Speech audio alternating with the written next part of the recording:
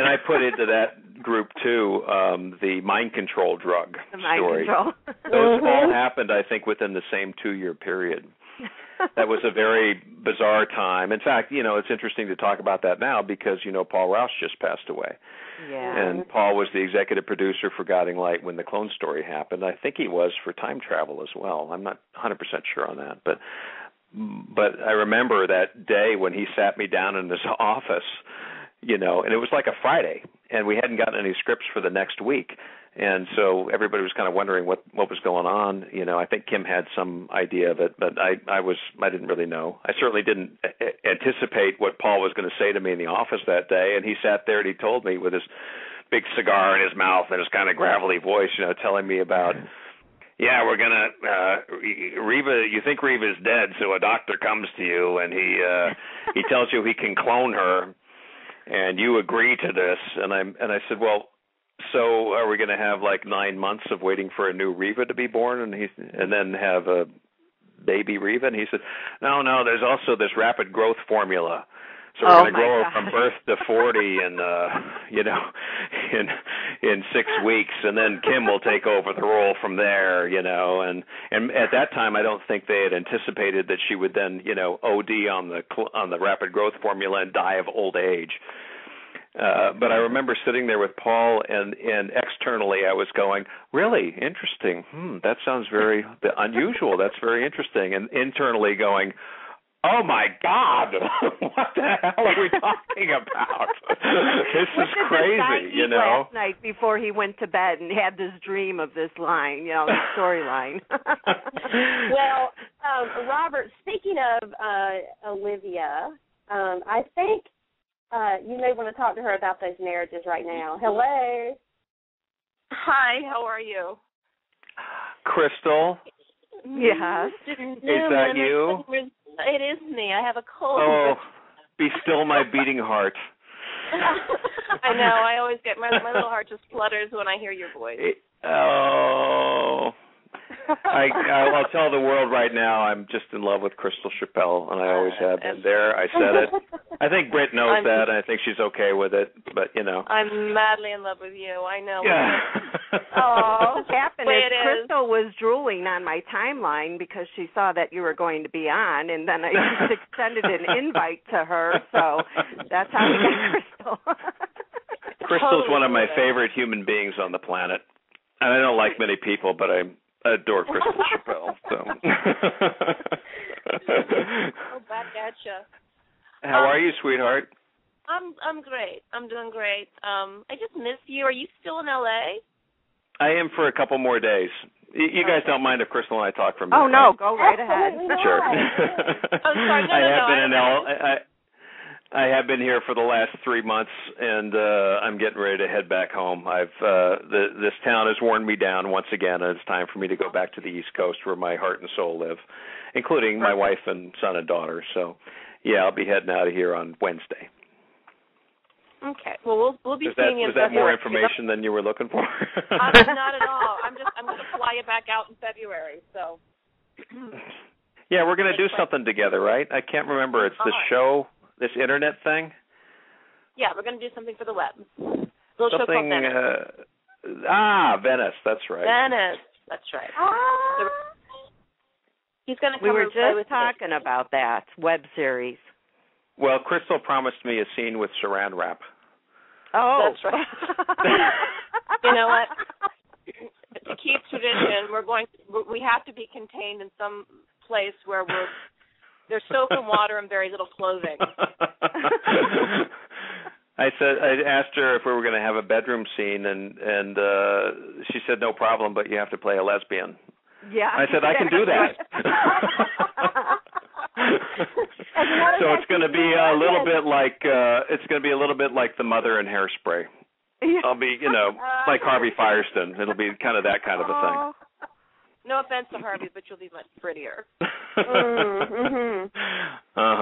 I would make a pretty woman, I think. I think you would. There are many dudes who can't. My husband had to cross-dress on Passion, and I have a picture of him, and he just looked at it and went, "Oh my God, I'm an ugly woman." It was 'It's heartbreaking to him for some reason. just, it was heartbreaking to him for some reason. I think you would. Or maybe dudes who can't. My husband had to cross-dress on Passion, and I have a picture of him, and he just looked at it and went, "Oh my God, I'm an ugly woman." It was That's funny. Well, would you be a blonde or would you be a brunette or redhead? What's your choice? Are you asking me? Yeah. If I were a woman, what color would my hair be? Yeah. Are you kidding? You would be so happy you had boobies. Totally preoccupied. She doesn't care what color hair you have. I'd just be playing with them all day long, right? That's right. Okay, so we'll go with, would you be an A cup or a D cup? Oh, Lord. I think I'm going to step back from this conversation and let you three ladies have it. When I show up, it's just awesome. I'm just going to sit in the background here for a minute. You let me know when we're on a topic that we can actually talk about in public. Well, I just wanted to say hi, and I love you. I love you, Crystal. And I'm miss proud you of you. too. So. Right, bye, loves. Bye-bye, doll. Thanks for calling in, Crystal. Thank you, Crystal. See, that was a great time period, too, for me. I'm not sure the fans were real big on the Josh-Olivia relationship, but I sure liked it. They're all going crazy in the chat room. Oh, yeah, they're going crazy, all right. So I think it's a good thing. I have gotten to work with some really spectacular actors on Guiding Light and been married to a few of them. So Michelle Forbes, Cynthia Watros, Crystal, and, of course, Kim. I mean, it was just amazing. So I've had a pretty good run of people on that show. Well, one of the people in the chat room is asking, how did you end up getting your part on Guiding Light? I was born and raised in Los Angeles and went to Birmingham High School out in San Fernando Valley, took a degree in theater at Cal State Northridge, studied at American Conservatory Theater in San Francisco and the Lee Strasberg Institute out here, did theater, and I thought my only path was going to be theater. And I went off to Michigan, to the Barn Theater in Michigan, and did a season of summer stock. Got my equity card there, understudying Tom Wopat in Carousel, by the way. Oh. And all that to lead to this, that I finished up my season of summer stock in Michigan and decided to go to New York for a few days. I had an agent that worked on both coasts. And he said, no, come out to New York and we'll introduce you to some people out here.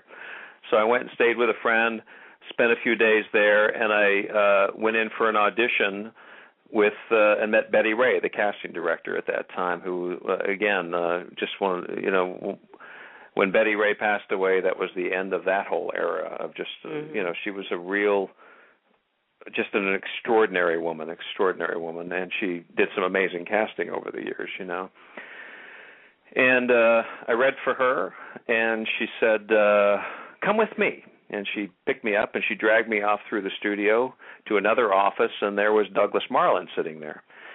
And Betty and I read for him. It was a scene between Josh and Morgan sitting at a bar. I don't know that scene ever actually was on the air. I think it was just what they had written for the screen for the audition.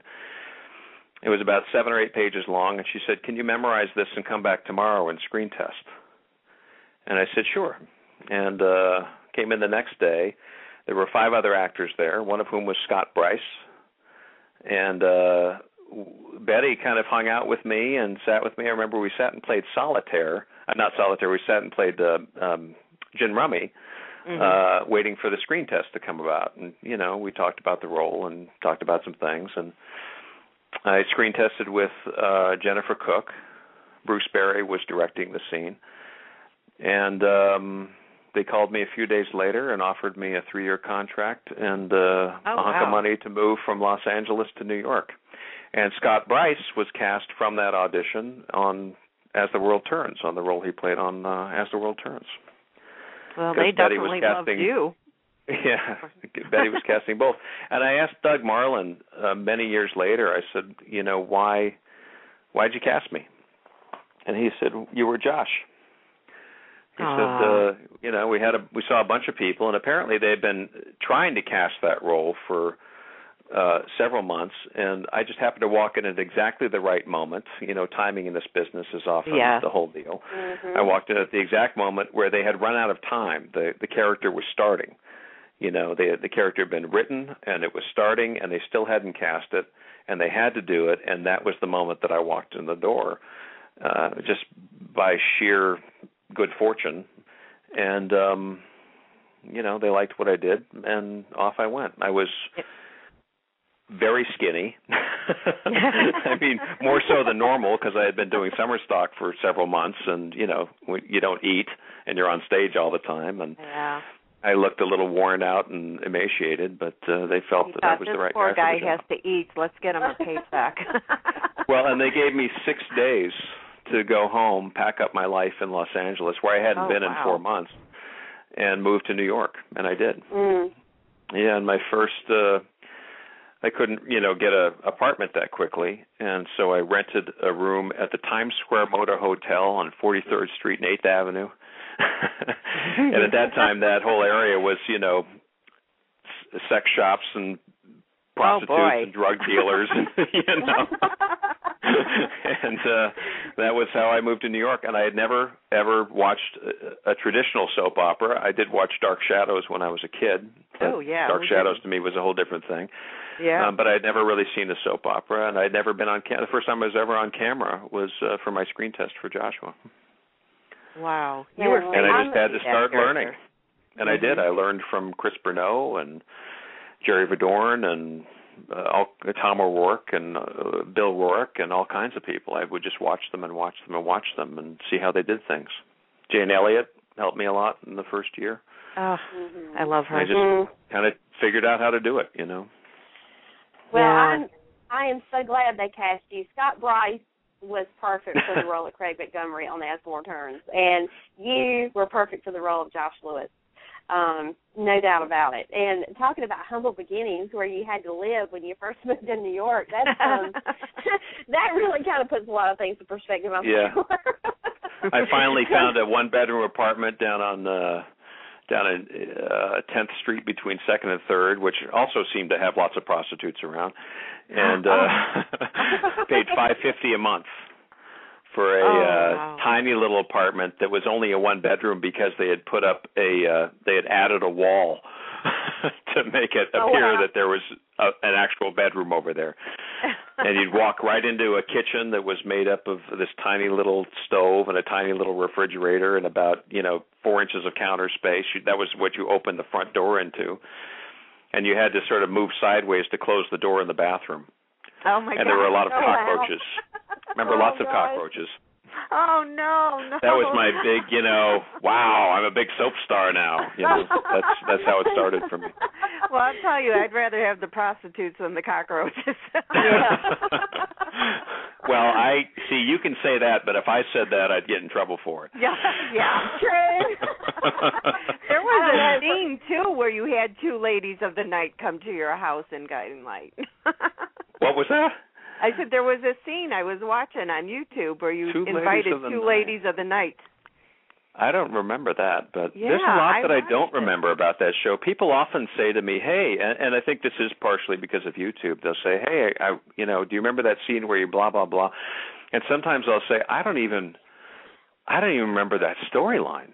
Really? I don't remember anything about what you're talking about right now. I sort of remember sort of big picture, and there's certain scenes that are etched in your mind, but I think that's also because you see them over and like I was talking about that first wedding with Josh and Reva, or the fountain scene, of course, But we've all seen that scene multiple times, not just when it aired, but it's.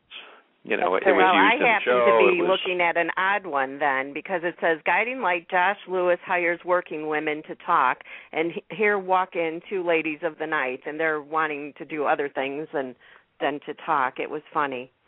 I have no memory of that at all. That must be an outtake that never got aired. I think he blacked that one out. I'm actually sitting here, Pam, I'm sitting here racking my brain going, did I remember? Because, there's one thing about Josh Lewis' character, and that is, he was just this good old wholesome Lewis guy. Billy was the drunk of the family. HB was the matriarch. And the first time Josh got involved with somebody besides Reva, I was like, really? Come on, Josh. He's the one that gallivants all over the place, not you. And, but one of the storylines that I found that was most interesting for you was towards the end of the series, and when they cast you as pastor. And I thought that was very, very, that was kind of an interesting twist on your character, but not exactly unexpected, I don't think, either, given